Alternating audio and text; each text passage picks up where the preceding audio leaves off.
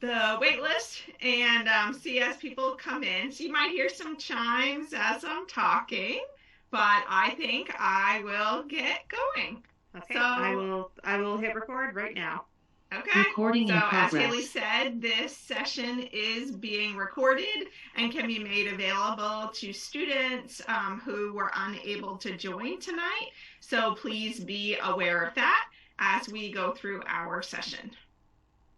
So I want to thank Haley for helping to coordinate this, as well as Katie for also being a great team member to have us offer this training. So with that, I am going to bring up my slides and we will go from there.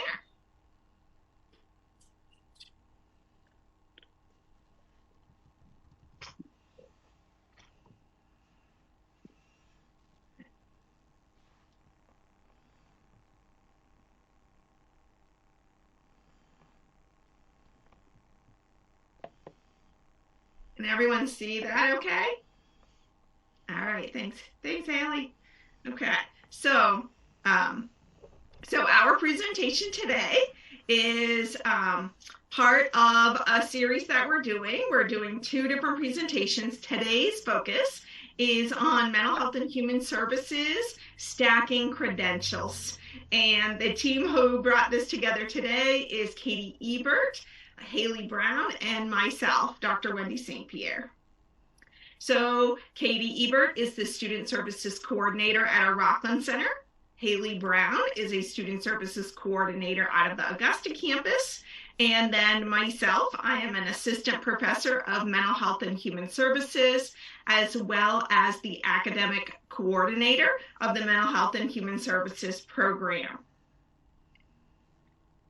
So this document, this presentation includes information about some of the educational pathways at UMA.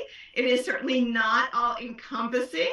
I did my best to capture a number of different pathways, but there certainly could be questions about different ones as well.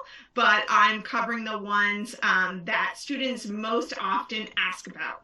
So we're going to be talking about certifications and licenses, which are available to mental health and substance use treatment professionals here in Maine. The presentation that I'm using today was actually originally created through a collaboration between myself and a colleague of mine named Terry Ryder. So I'm just giving her a shout out for her help in pulling some of this information together that I brought to all of you today. So topics for today. We're going to talk about the differences between a certificate versus a license and a educational certificate versus a professional certificate. We're going to be looking at descriptions we're going to talk a lot about different acronyms today, and each of these acronyms I'm going to be describing. So we're going to talk about the MHRTC, the SART, which we call as the SART. We're going to talk about behavioral health professional, BHP, as well as conditional licensed social worker, and that acronym is LSX. The field of human services uses lots of acronyms, so we're going to dive into some of those today. We're also going to be talking about the mental health and human services associate's degree pathway and which credentials that makes you eligible for, as well as the bachelor's degree pathway and the credentials there. All right. Sorry, I'm having issues with my mouse. Where's my... Okay. There we go. All right, here we go. Okay, so the first slide here is looking at educational certificates versus state certification and licensure. So certificates, licenses, and certifications all equip people to work in their fields of study. Educational certificates are awarded by colleges and universities for completing required coursework. So here what I'm trying to do is make the distinction between a professional state level certificate or license and an educational certificate that you get from a college or university. Just because you have an educational certificate, it is not automatic that you then get the state level certificate. There is an application process, and there are generally additional steps that someone needs to take to be able to do that. So state level certificates, certifications, and licenses are created by each state to have individuals show that they can meet state and national professional and educational standards. Some often include requirements to successfully pass a national exam. And yes, an exam means a test. Many of these licenses and certificates we're going to be talking about do have a required test for each individual to display competency, their ability to understand and use the information appropriately before they're allowed to serve consumers in that field. So what I'm reviewing today is focused on Maine because our institution is in Maine and the majority of our students are here in Maine.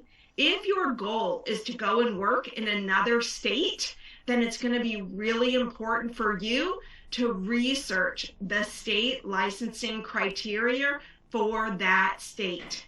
Maine has different criteria than other states around the country. So if you said, oh, I'm going to get my degree from UMA and then I'm going to move to Colorado, well, make sure that you research what Colorado requires to become a licensed mental health professional in that state. I think one of the things that I didn't say is if you have questions as I'm going through these different things, feel free to put them in the chat. And I have Haley helping me manage the chat. Haley and Katie will be watching it. So that as I'm in that area, if I can help answer a question about it, then we can do that. We'll also have time at the end for questions then too.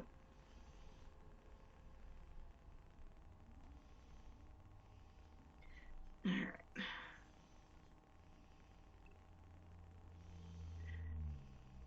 So Maine MHRTC and MHRT1 certifications. That's what we're going to be talking about here. And you have lots of faculty at UMA saying, oh, if you take this class, it helps get you closer to being eligible for the MERT-C, the MHRTC. And lots of students say, Wendy, I don't understand. I don't understand what the MERT-C is, what you mean by that. So there are two levels in the MERT-C. So there are two levels in the MHRT. So mental health rehabilitation technician. That's what the acronym MHRT stands for. It's quite a it's quite a lot to say often, so it's become abbreviated as the MHRT. So the two levels we're going to talk about is you have the MHRT level 1 called the MERT-1 and the MHRT-C. So the regulations associated with the MERT-1 and the MHRT-C are managed by the Center for Learning, abbreviated CFL, through the Muskie School of Public Service. And the Muskie School is part of the University of Southern Maine, so it is connected to one of our sister campuses within the University of Maine system. And for additional information, you can go to the cfl-muskie.org website and read all about the certifications for the MERT-1 and the MERT-C.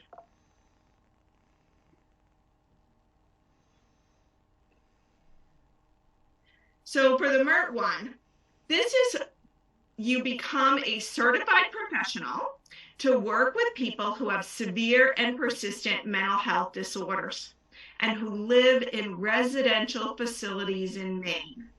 This certification allows the organization to bill Maine Care, Maine Medicaid, for the services provided by the MERT-1. This role supports consumers who live in residential settings by supporting them in completing their activities of daily living, providing the residents in that facility with supervision, transportation, and community integration, meaning they bring the residents into the community to receive services, both medical and mental health care, to participate in community activities, and more. In order to become eligible for a MERT-1, you need a high school diploma or equivalent and the following 5 trainings, usually provided to you by the agency you work for. And so the 5 trainings for the MERT-1 include first aid, the Red Cross level first aid, as well as CPR.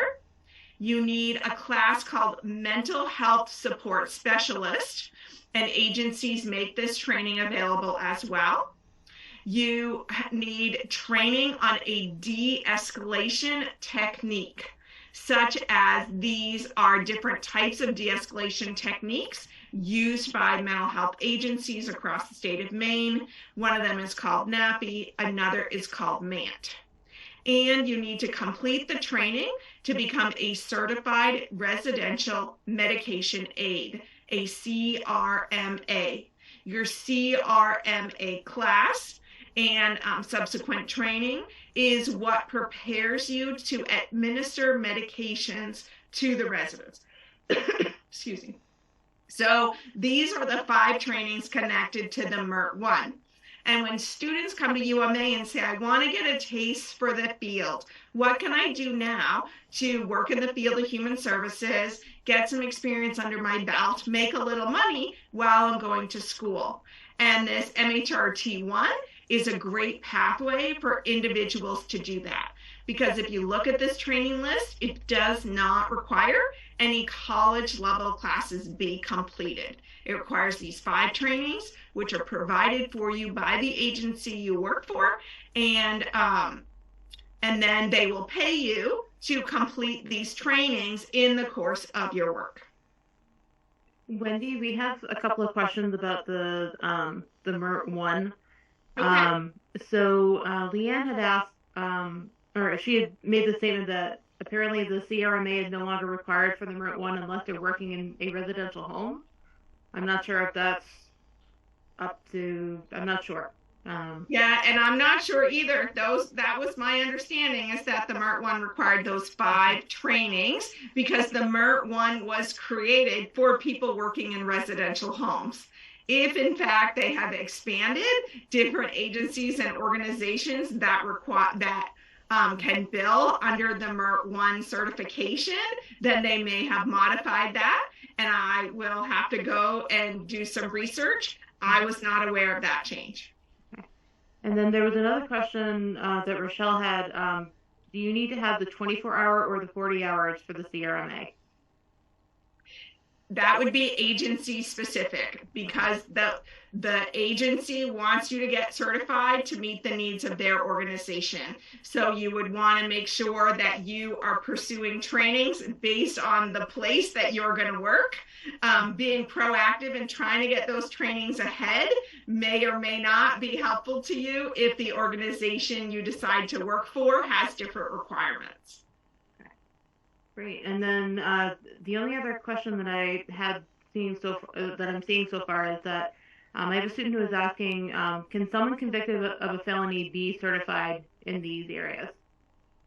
So the agency would be doing a background check, because that is required for individuals who are working in the field of human services. So you would expect to have a background check from that agency, and you would have to, some agencies require, if you have something concerning that's going to come up in the background check, that you let them know about that ahead of time. You share with them a statement or something so that they know what happened, what have you done since then, and the more time that has passed since your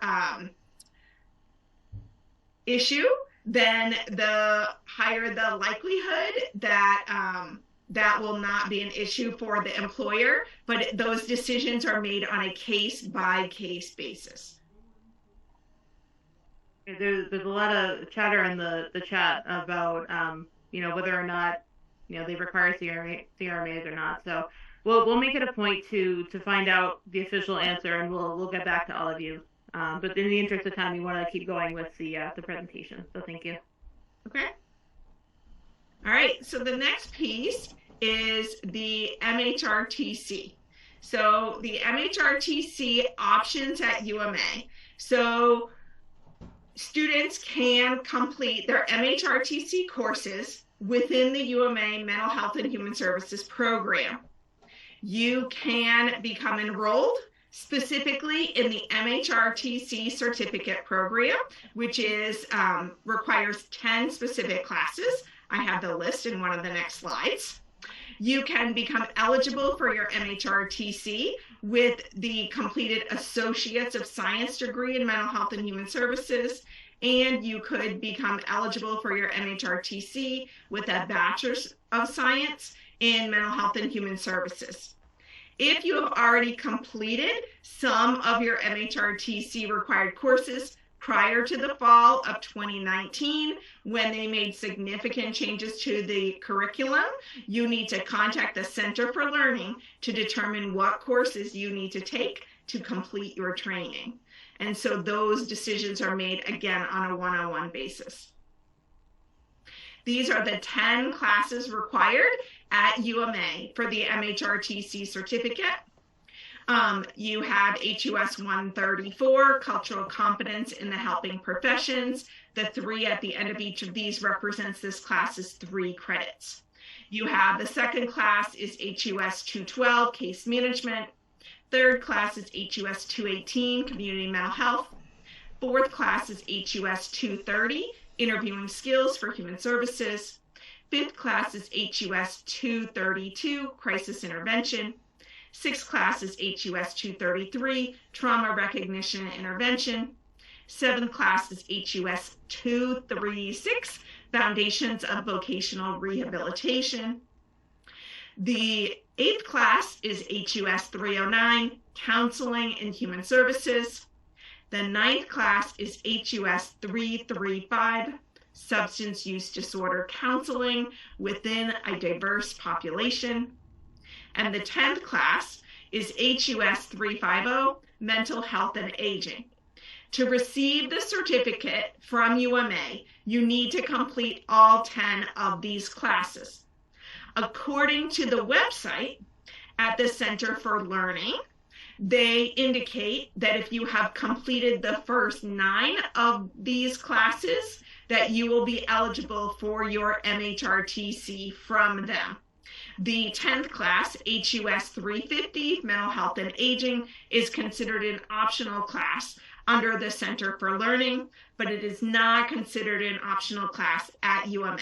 For the certificate, you need to complete all 30 of these credits.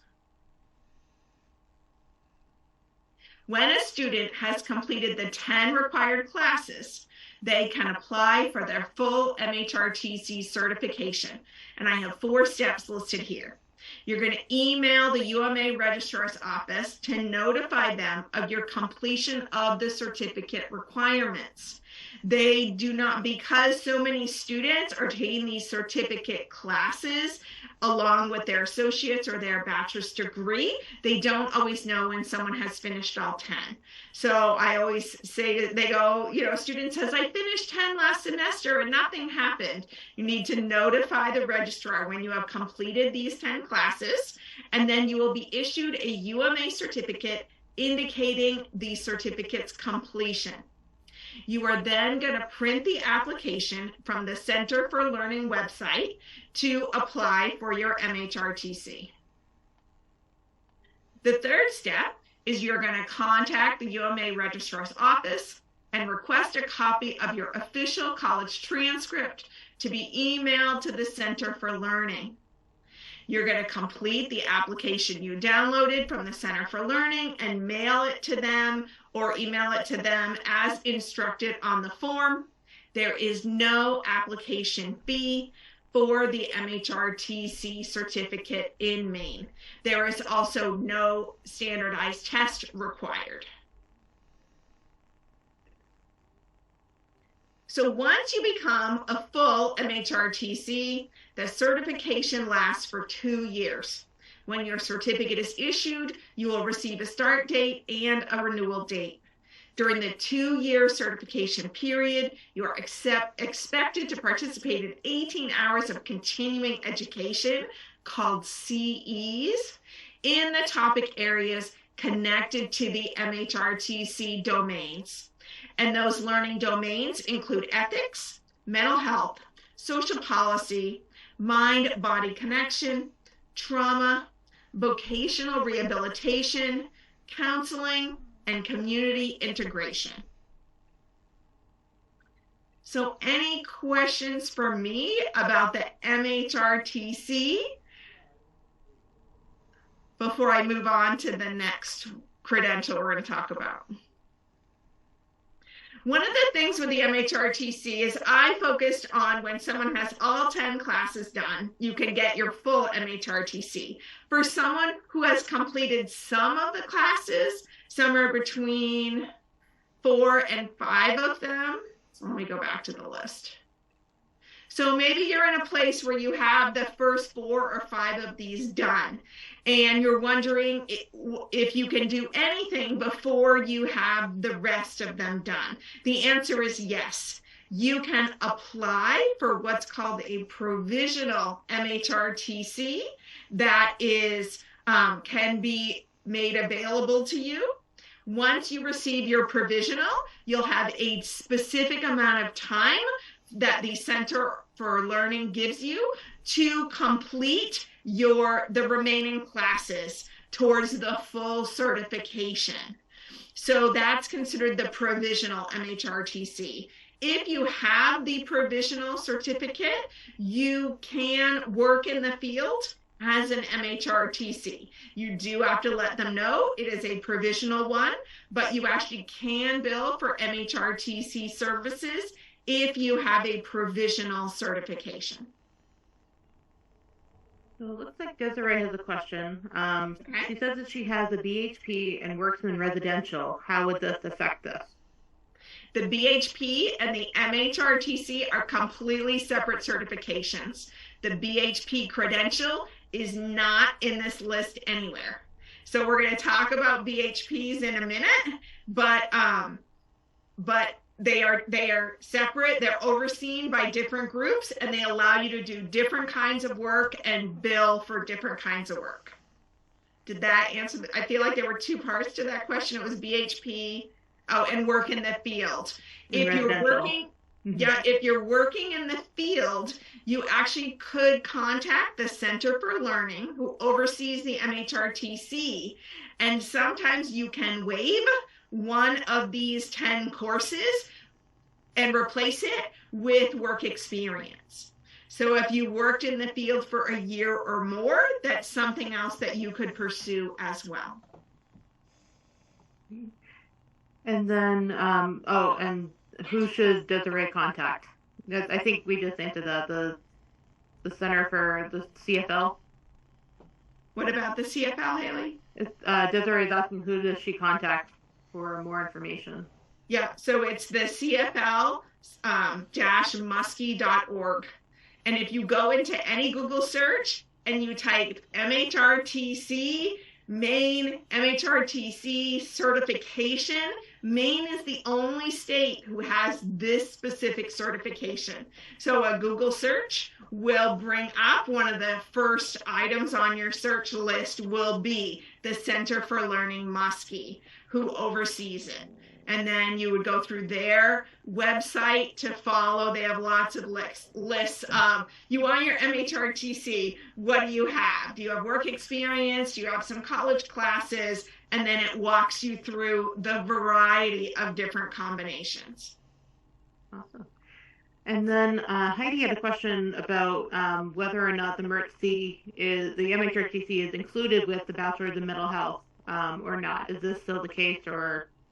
So a student with a bachelor's of mental health can apply once they graduate with their bachelor's, whether or not they have taken these 10 classes. So some of these are required. So everyone who graduates with the bachelor's of mental health will have done 212 case management, 218 community mental health, 230 interviewing skills, and then 309 counseling. So that's 4 of these classes are required for the bachelor's degree. So a student can apply with their bachelor's degree.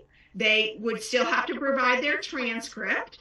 The Center for Learning staff will review that and say, okay, you took these 4 of the required 9 classes from their list, and then they can issue you an MHRTC with some criteria saying, okay, over the next 2 years, because you never took vocational rehabilitation, for example, if you've never taken that during your time at UMA, they're going to say in the next 2 years, some of your continuing education needs to be focused on vocational rehabilitation.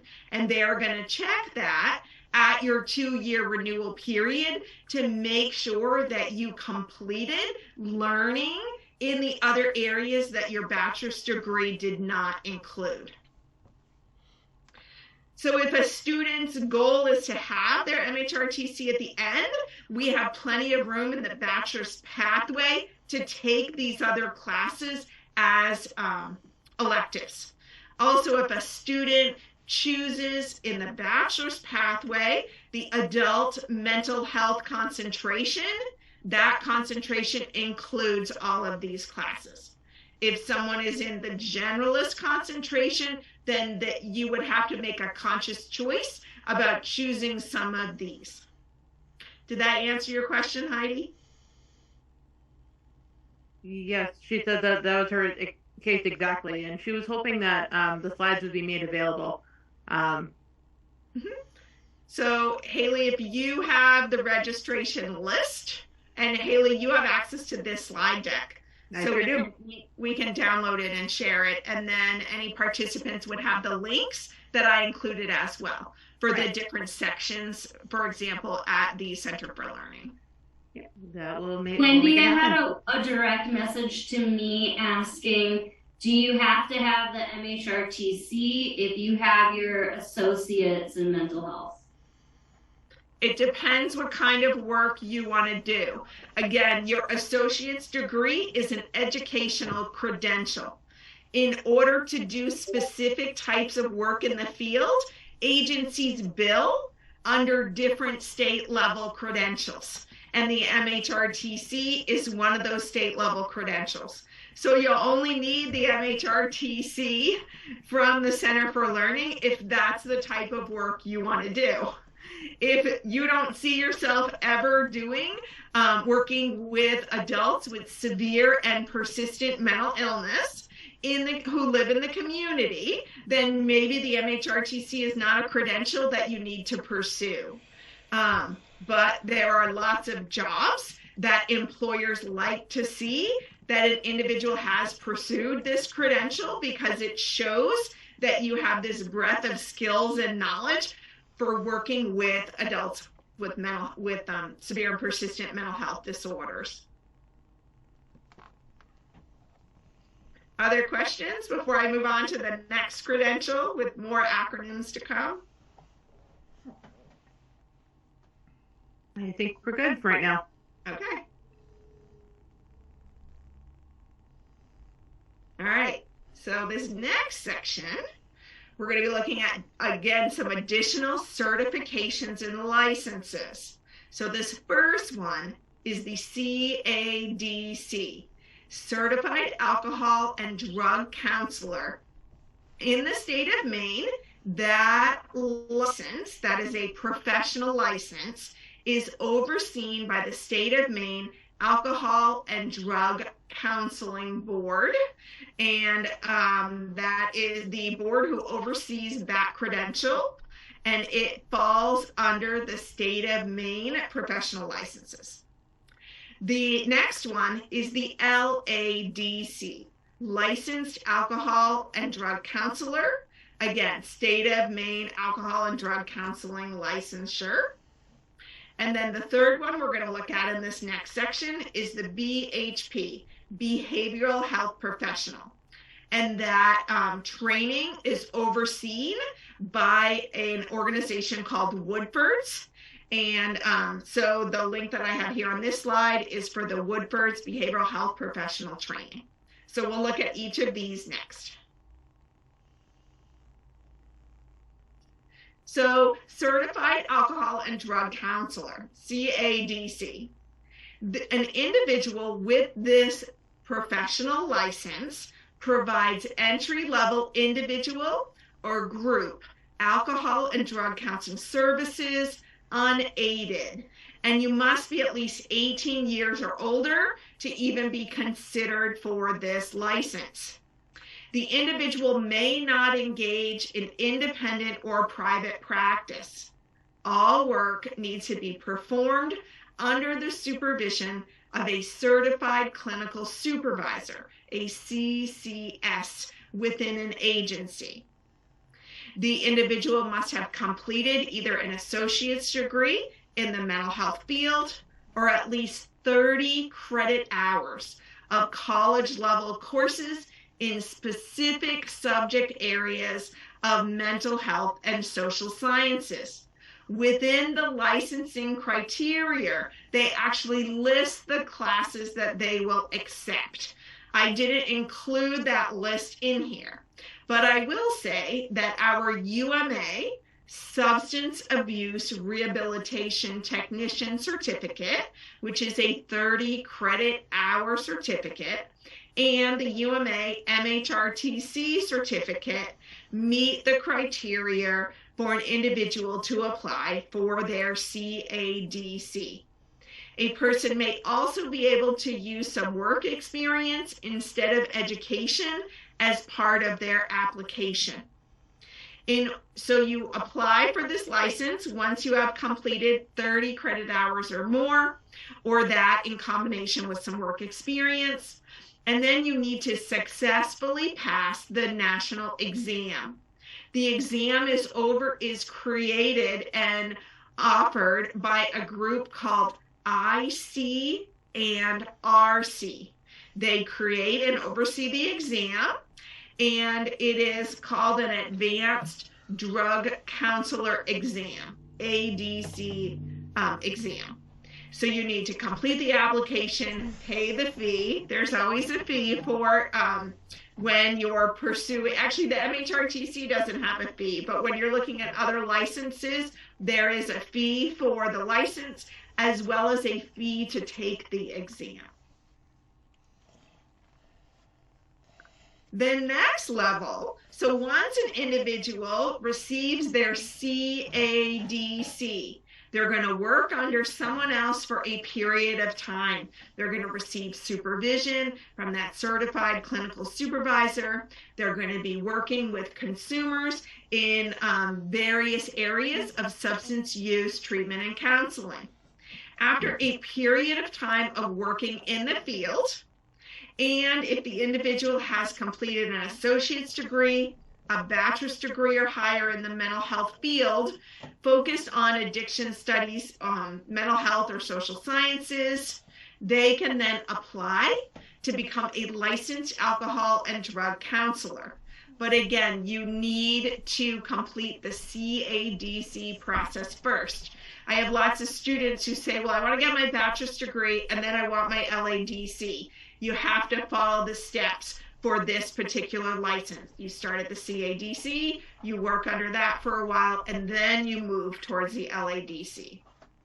So you have a degree, you have some work experience, and then you need to pass a second national exam, also overseen by the IC and RC, and it's called the Advanced Alcohol and Drug Counselor Exam.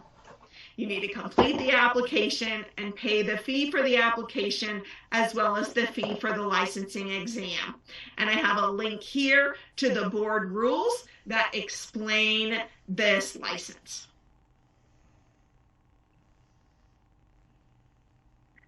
So our specific certificate at UMA, called the SART.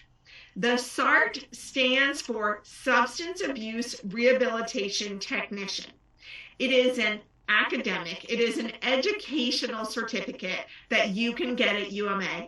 It includes 30 credit hours, 10 college classes, and it allows students to demonstrate that they have successfully completed the necessary coursework to sit for the Maine Certified Alcohol and Drug Counselor National Exam.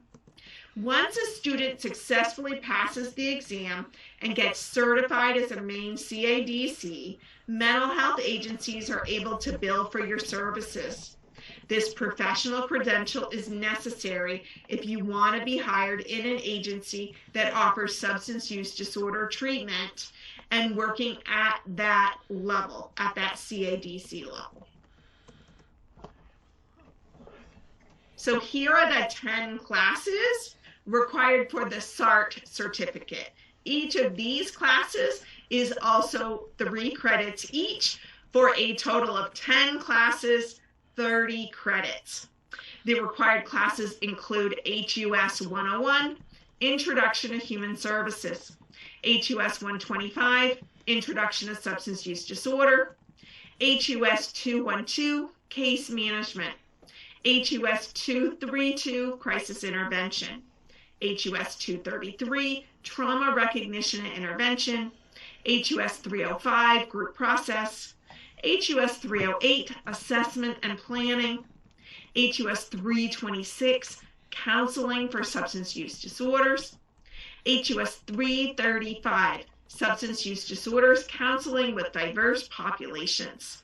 And completing, and the 10th class in the series, this one you have a choice. We have 3 different classes that we offer for this 10th class. You can either take HUS 222, Psychosocial Rehabilitation, or HUS 332, Relational Systems that Support Substance Use Disorder, or the third option is HUS 342, Substance Use Disorders and Trauma. So once you complete these 10 classes, you become eligible to contact the registrar and request your SART certificate. So with the SART, again, it makes you eligible to apply for your CADC. If a student is in the bachelor's degree pathway, and are in the substance use, let's see, I think it's called the addiction counseling concentration. We only have concentrations at the bachelor's level. This doesn't apply to the associate's degree. You're in the bachelor's pathway and you have the addiction counseling concentration. This sets you up very nicely to pursue your CADC when you have completed your bachelor's degree. You would have a nice breadth of classes and knowledge to prepare you to sit and successfully pass the licensing exam. I do let students know, even though their MHRTC alone allows them to apply for their CADC license, there are very limited to no substance use classes in the MHRTC pathway. So while it allows you to apply for the license and sit for the exam, I want to be honest with students and say, I'm not convinced that you get the breadth of knowledge that you need to successfully pass the licensing exam with only the MHRTC courses. So just because you can do something doesn't mean you're appropriately prepared for what is required on the other side. Questions for me about the SART? Oh, we have tons of questions. Okay. All right. So Muriel is asking, is this the same certification that UMA has for substance use, or is this something different? I think this is the same thing. Also, I have all of these classes transferred from EMCC. Would I still be able to get the SART certification? So, all right, I hear 2 things. So this is our only undergraduate certificate in substance use treatment. So if she's saying, is this the certificate, then yes, I'm talking about it because it's our only one. So we have this certificate, or you can be in the addiction counseling concentration in the bachelor's pathway. As for the second question, an individual can only get the SART certificate if they took 50% of the classes at UMA. If you took 75% or more at a community college or somewhere else, you were not eligible for the certificate because your training wasn't from UMA. Okay. And Muriel followed up with, she met the same certification that EMCC has. I can't speak to what certification EMCC has. I can only state, so you could look at the classes that you took at EMCC and then go to the CADC licensing rules, and they list the classes that you could use towards the minimum 30 college credits. And I would expect that the EMCC classes are on that list, but you would be applying for your CADC based on the EMCC courses, because you would not be eligible for the UMA SART since you didn't take those classes with us. And then Heidi was asking, if she already has her CADC, does it make sense to get the SART certificate? No.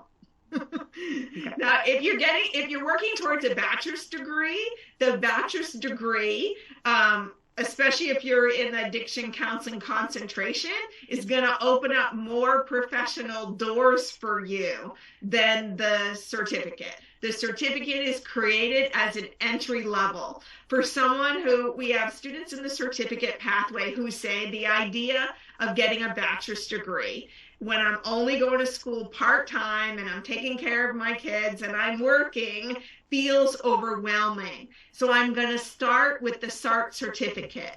And then I know I only have to take 10 classes in the next year before I can get a tangible credential that allows me to go and work in the field. And if I do good and if I like staying in school, then I'm going to take my SART and I'm going to stay and get my associates. Or I'm going to take my SART.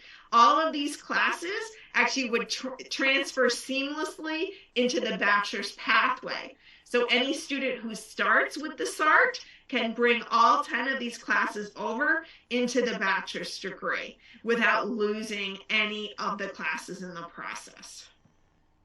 And this might be a good time to mention, and thank you, John, for mentioning this, that the 30 credit certificates, so the SART and the MHRTC, these certificates are financial aid eligible. So even if you wanted to start out at these levels, you can incorporate those classes into, the associate's degree and then also the bachelor's degree. Thanks for saying that, John. I didn't get into financial aid at all through this process. I try to draw those lines, but a really good point. These are considered educational pathways and a credential that you graduate with. And we normally think of graduating when students finish an associate's or a bachelor's degree, but we have students graduating every semester, completing one of these certificates, and then they have a tangible credential. They can go into the field and work. And I think that's all we have for now. Okay. All good questions. All right, so this next one is the BHP, the Behavioral Health Professional. And I know someone asked earlier about any connections between the BHP and the MHRTC, and there is no connections. And that's partly because they're created to work with really different populations. So the MHRTC created for adults with severe and persistent mental illness who live in the community. That's what the C stands for, community. And the MHRT1, adults with severe and persistent mental illness who live in residential facilities. So, but the BHP, what this slide is about, is the focus of the BHP is to work with children and families. So agencies and organizations who hire BHPs are looking for a really different training and background than what you would get within the MHRTC curriculum. So they often, BHPs often work in children's homes, their communities, and their schools. The certification is overseen by Woodford's. And the training is currently offered for free due to a state grant covering the training fee. And to take the training in the past cost between $200 and $250. And there's currently a state grant. So any individual interested in completing this training and having this credential can participate in the training right now for free. If a student at UMA would rather take the training through us, we actually offer a class that gives you the BHP professional certification at the end of the 15-week semester. It's called HUS 354, Behavioral Health Professional Certification. It is currently going to be offered again in the fall. I'm making my schedule now. So in the fall of 23, we're going to offer HUS 354 again. So if a student would rather take it as an academic course, have it be part of their curriculum and on their transcript, and still receive the state level BHP certification, you can do that by taking HUS 354. If any of you out there have your BHP certificate already, you can apply through Haley Brown to take that certificate, share it with Haley, and get credit for a three credit HUS course. You get credit for HUS 354. So if any of you already have your BHP certification, you can work with Haley, get that certificate to her, and you can request to have, get those 3 credits because you already have that training and education. I do want to clarify, because there are different levels of the BHP trainings, it has to be at least the one with 35 hours. Okay. It can't be like the first module or anything like that. It has to be the full certification. But I just put my email address in the chat if you have it. If you have the BHP certification, and I'd be happy to work with you to see if we can post credit. Thanks for clarifying that. So yeah, and I agree with Haley that it's only if you have the full certification. So the training that Woodford's offers has multiple modules. So it's set up like an online course. You have multiple modules, but it also requires some in-person training time. And for some students, that may or may not work for them. So you have a couple of different options. So again, this is a very specific type of role and jobs, working with children and families in the community, in their homes, and in their schools. You have to be comfortable in those settings and understanding that you would be working usually with a team. You would have someone in a more clinical role outlining a plan of care. And then you would be working with the child one-on-one to implement that plan of care. And it's usually focused on learning issues and behavioral issues that the child might be struggling with. Any other questions about BHP? I don't see any at the moment. Okay. All right, so there's a couple other additional requirements for individuals who want to work as a BHP. You need child and adult CPR first aid certification, and you have to complete a OSHA bloodborne pathogen training. All right, so now we're going to just talk quickly about our associate's degree pathway.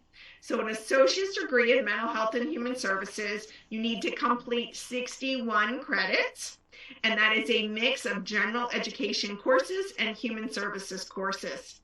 It allows a student to apply to become an MHRTC, a CADC, or applying for jobs that require minimum education of an associate's degree. Students in our bachelor's degree program can request their associate's degree along the way once they have completed the associate's degree requirements. And I have a lot of students in our program who are not necessarily aware of that. So if you are somewhere over 61 credits and want to look and see how many of the associate's degree classes you have already completed and which ones you should prioritize next, if you want to earn your associate's degree along the way, please feel free to contact myself, Haley, or your one of our other professional advisors, such as John McLaughlin, or any of our other faculty advisors. And we can help walk you through how close you are to being eligible for that credential. And you don't have to change your status of being a bachelor's degree student to pursue this option.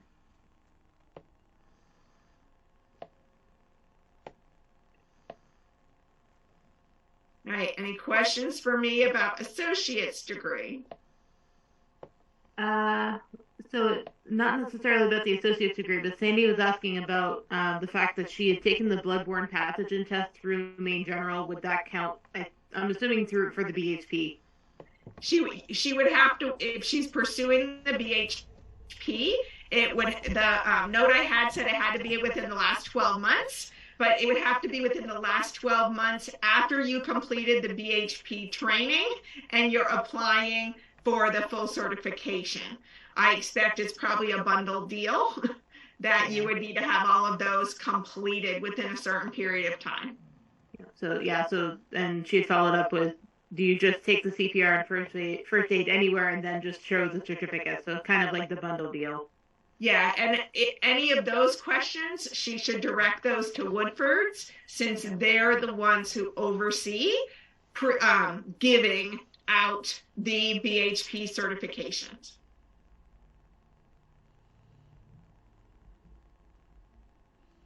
All right, so I'm going to move on to our bachelor's degree.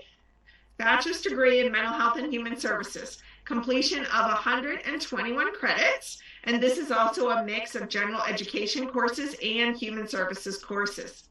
It allows a student to apply to become an MHRTC, a CADC, a licensed social worker conditional, and that acronym is LSX, or jobs requiring minimum education of a bachelor's degree.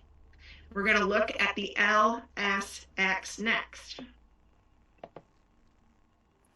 So the UMA, Bachelor's of Mental Health and Human Services, allows a student to apply to become a licensed social worker. The full license is called an LSW at the bachelor's level. Students need to apply after graduation to become a conditionally licensed social worker, LSX. An LSX needs to work under a fully licensed social worker for 2 years during their conditionally licensed period. After the 2-year supervisory period, they can sit for the national LSW exam. Once the exam is passed, they can then become a fully licensed social worker in Maine. Maine allows individuals with a few specific bachelor's degrees to follow this pathway. Other states do not. I was working with a graduate from our program who lives in another state, and she and I researched her state's licensing criteria, and they do not allow anyone without a bachelor's degree in social work to apply for the licensed social worker license. Maine has different criteria and allows our bachelor's degree is one of the accepted degrees for this conditional pathway. So I want to clarify, you are not graduating from UMA with a bachelor's in social work. You are graduating from UMA with a bachelor's of mental health and human services.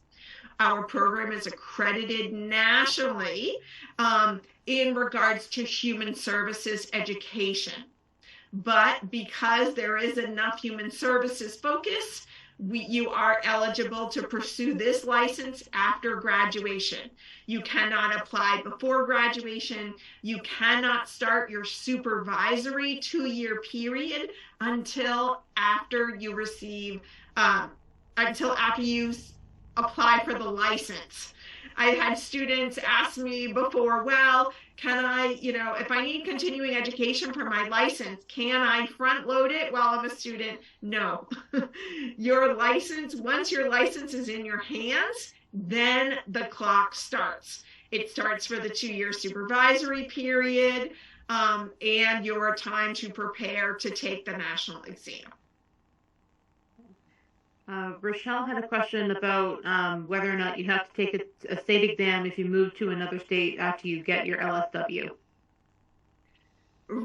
It's called reciprocity between states. So, for example, if you get your LSW in Maine and then you want to apply and you want to move to South Carolina, and South Carolina only allows LSWs who have a bachelor's degree in social work. You would have to apply to their board of social work, and then that board decides.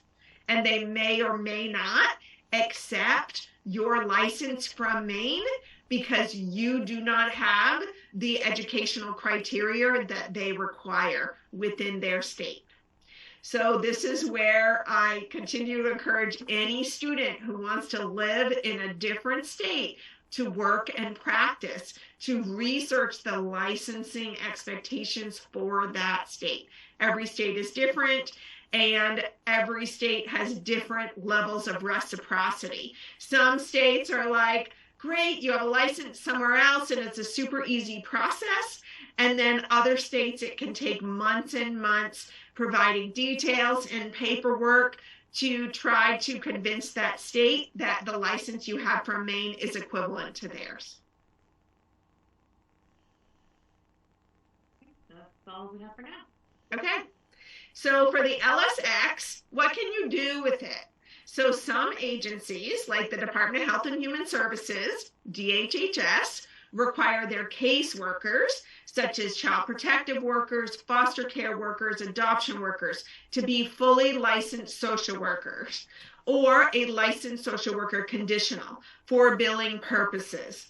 And that also helps to have the organization have a certain level of expected training and oversight for the work that they're doing. So each of these licensing levels requires that the individual have completed a bachelor's degree in either social work or another social science field, such as mental health and human services, sociology, or psychology. So to pursue this license, you would have your transcript from your bachelor's degree in a field related but not specifically social work, such as our mental health and human services degree. You would need to provide a signed agreement that a licensed social work professional will provide you with regular supervision. And regular supervision means that you're meeting with that person pretty much weekly for 2 years, because they're overseeing your work to make sure that you are working within social work's ethical boundaries and that you are developing your skills during that conditionally licensed period. They need some sort of proof that you have a job in the field, and you need to complete the application and pay the fee.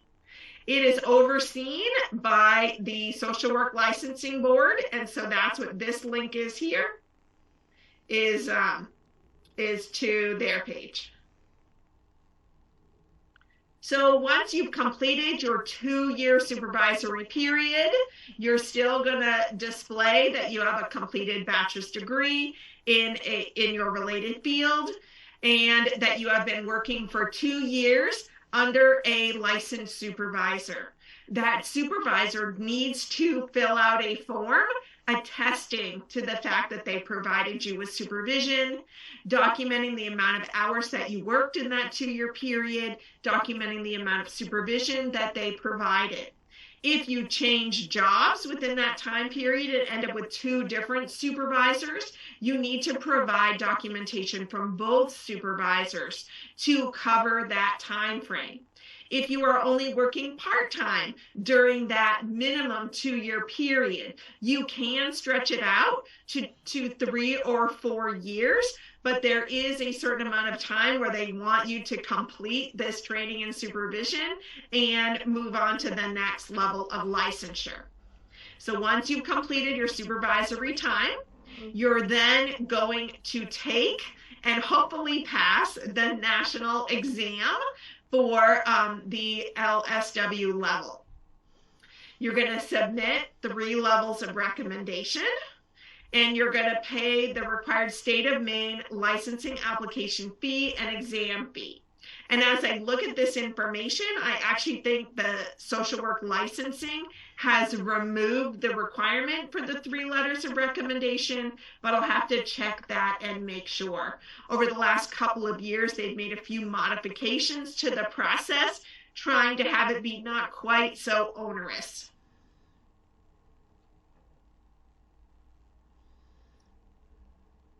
Questions for me about the LSX and the LSW? Give folks a couple seconds to type.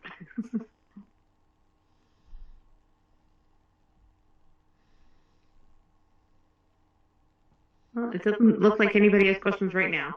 Okay. All right, so the next thing I want to say is that our mental health and human services program is not a clinical program. The bachelor's degree in mental health and human services does not prepare students to become licensed therapists or counselors. You cannot work in an independent capacity in the mental health field. You cannot work as a school counselor or social worker with this degree. So I'm sort of referring to a social worker in a school. Most schools require someone to be a master's prepared individual. You can work towards more independent licensure as a substance use counselor.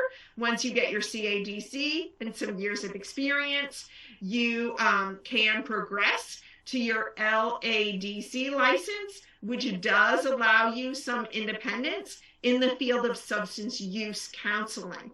But I just want to make sure that students, when they graduate from our program, know that we're not, you're not eligible for a clinical license after completing the bachelor's degree.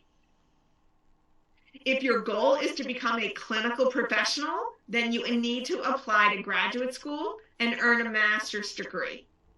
You will do, when a graduate school program, a master's degree program, will have you do a deep dive, taking courses in your specialty area to develop expertise in that area.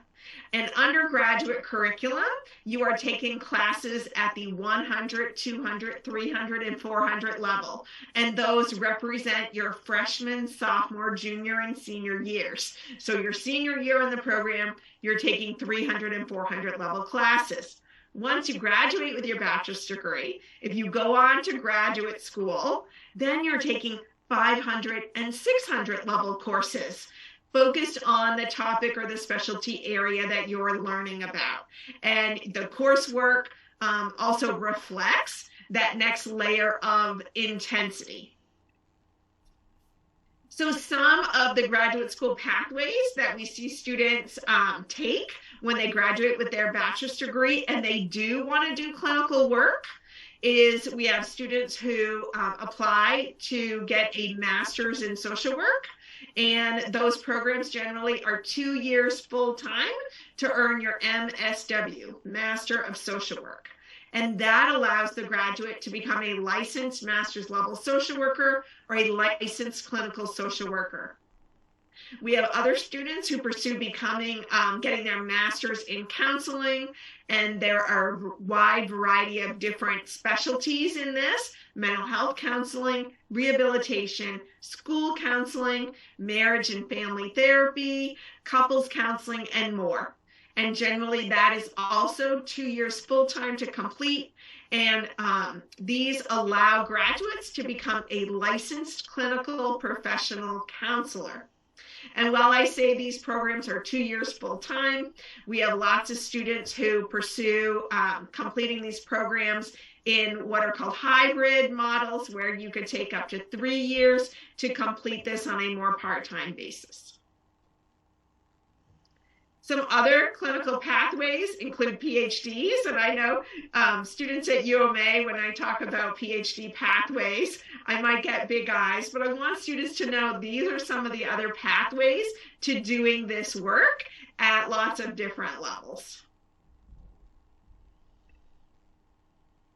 All right, so I've talked a little bit about the clinical levels here, but I think we're good there. And with that, I am open to additional questions. Go ahead and drop your questions in the chat and I will ask them of Wendy. My name is Katie. I'll be emceeing this portion of our evening. So yeah, just drop those questions in the chat, fire away, and we'll keep going with whatever information people.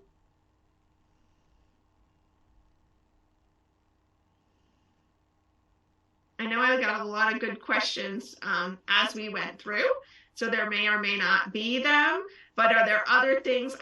In this session, we didn't talk about field placements or any of that. That's going to be part of what we're talking about in the second session that we're offering. I'll ask one real quick, just because I know I've got some students who ask this question of me, Wendy. Mm-hmm. If they are leaving a correctional facility, are there any degrees that we just talked about or certifications that we talked about tonight that they are not eligible for? So I want to be clear that any degree or educational certificate from UMA, a student, no matter their location or history, would be eligible to receive that educational credential.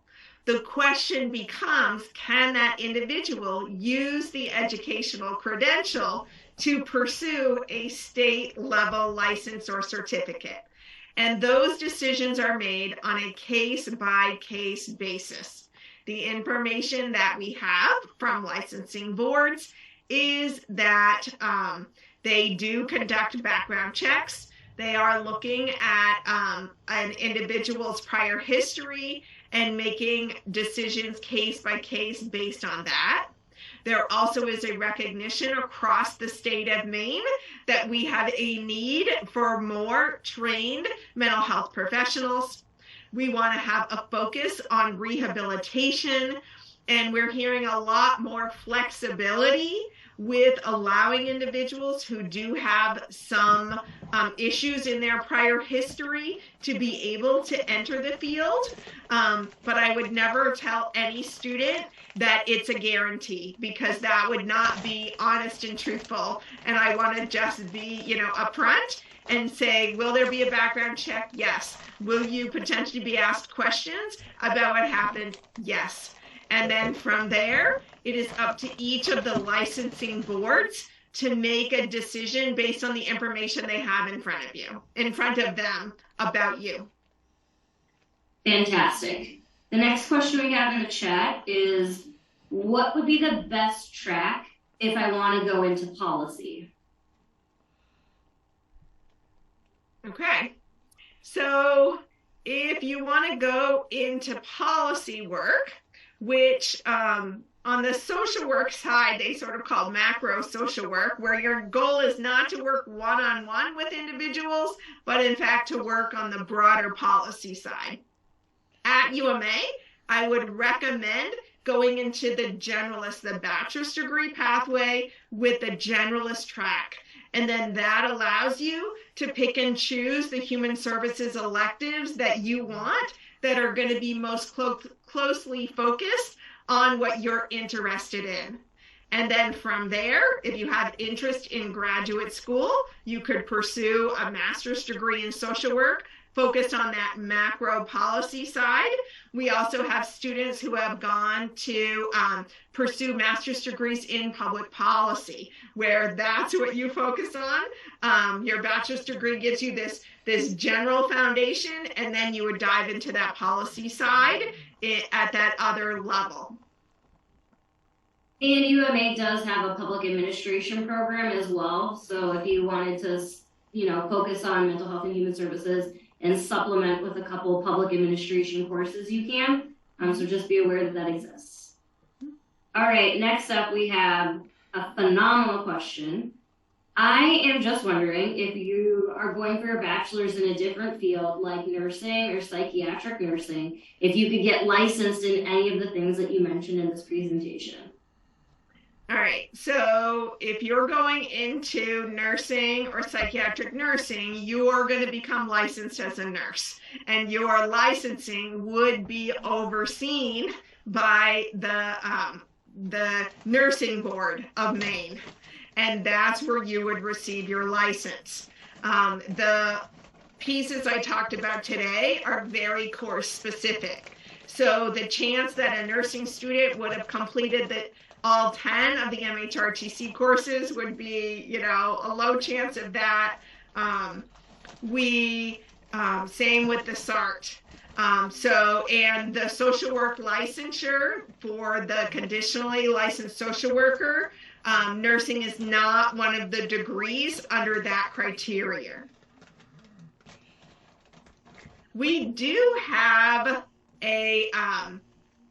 I'm trying to remember, and I see Dr. Lane is on this call too, is the inpatient psychiatric services. Kim, is that a minor? I don't have many students in that pathway, so I'm trying to picture it.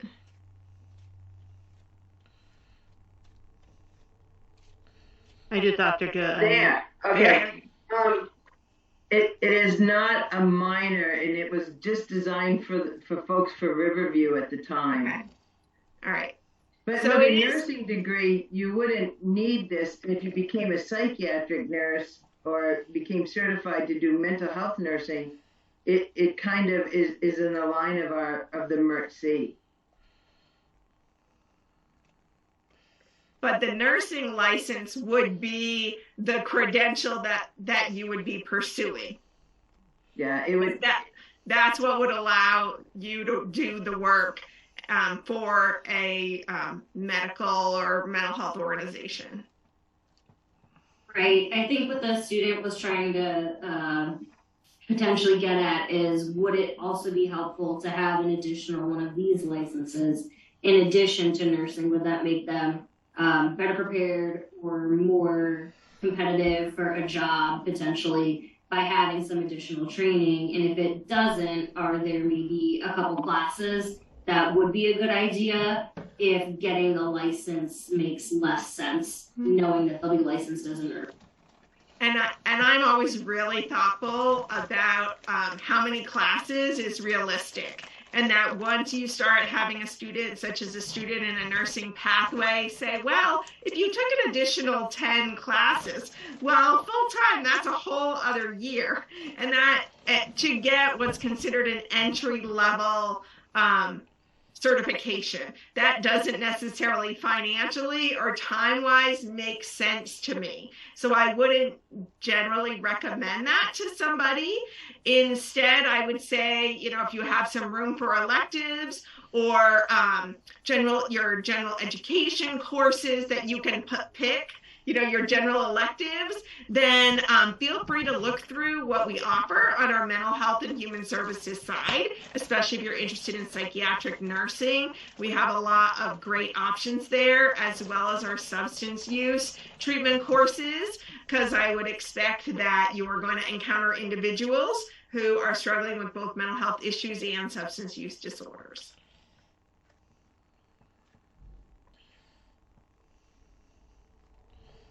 Fantastic. All right. Does anybody else have any questions they want to drop in the chat?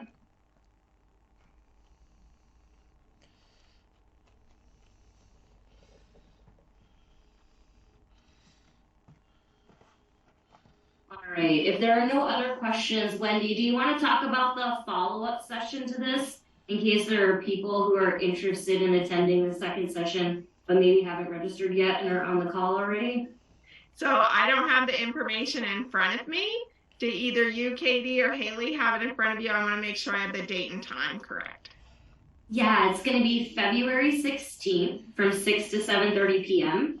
And it's going to be focused on finding field placement and or what the job market looks like when you graduate from the Mental Health and Human Services program at UMA. And I believe we will be comparing opportunities by certificate, associates, and bachelor's degrees, the range of positions that are available, and the types of pay that are corresponding, as well as the top employers in the state of Maine for this specific field.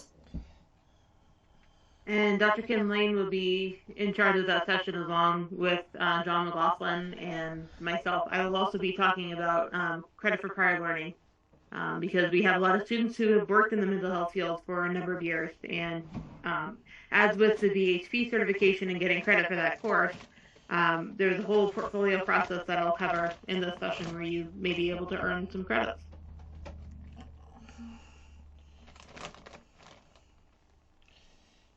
So I will, I'm just going to do another quick screen share to finish us off.